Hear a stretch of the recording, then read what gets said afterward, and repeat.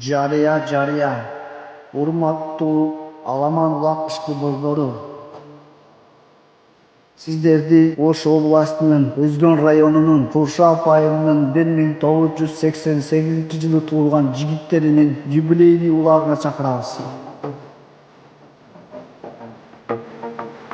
Улакка коюлуучу байгелер: 16 конверт акчалай сыйлыктар, БТВ техника 25 штук, 5 эчки, 15 кой, 1 козулу кой, ошондой эле баш байге тай болмокчу. Улаак 2024-жылдын 25-декабрь күнү Куршап айылынын комплекс ат майданында болмокчу.